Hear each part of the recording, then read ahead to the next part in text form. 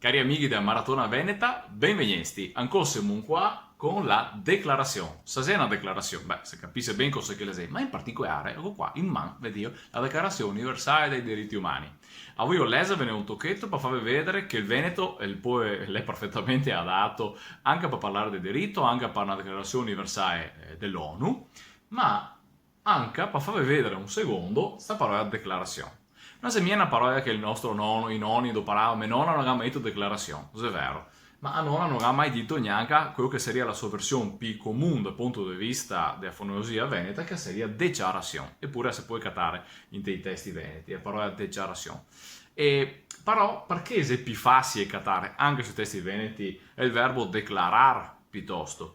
Perché in realtà è un verbo, questo qua, il verbo declarare, il sostantivo declarazione, e tutti insomma il suo insieme semantico, il suo campo semantico, disegui fa parte di quello che si chiama il lessico specifico, lessico settoriale o microlingua secondo certi autori, che è all'interno di ogni lingua. Dunque, quando che una lingua la va a riferirsi a parlare della roba del diritto, la scommessa a doparare in tel diritto che parole là, specialmente nel caso del diritto, appunto, refarsi a costruzione anche a morfologia latina e anche addirittura proprio ad operare le parole praticamente compagne di come che le era in latino. Solo vedi paranaeosia, potremmo dire, cambiando della parte finale. Dunque, come che nation, nationis diventa nation, declarati o declarationis diventa declarazione. Bon, ecco.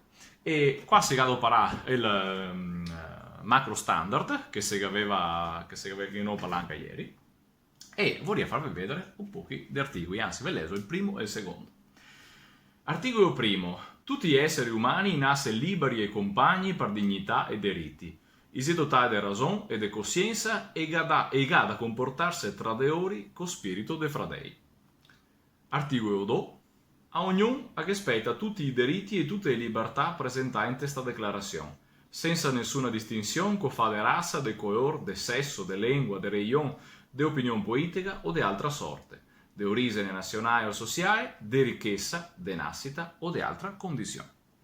E ora, vedi, insomma, il Veneto si può fare anche la Declarazione Universale dei Diritti dell'Uomo, e in Veneto si può fare tutto quello che si vuole anche dal punto di vista del diritto. E non abbiamo niente da invidiare a tante altre lingue, perché delle volte insomma pensiamo che voglio dire che bisogna per forza essere lingue con centenari di milioni di parlanti, decine di milioni di parlanti per poter esprimersi correttamente, per avere i grandi studiosi, ma in realtà quando che si tratta di materie che si deve lavorare a livello internazionale, le è perfettamente adatte a tutte quante le lingue. E per esempio il diritto è una di queste materie qua.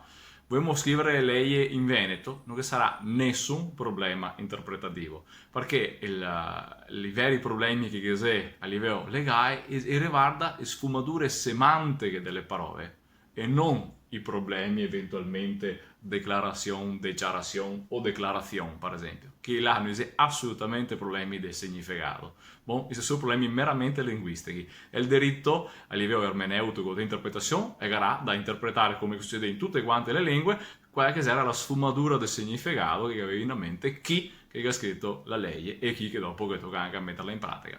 Bon, se vediamo domani tusi, adesso però come del consueto che vi capito, tagliamo il nostro metro, che avevamo appena fatto l'episodio di Sdotto e che ne manca 82.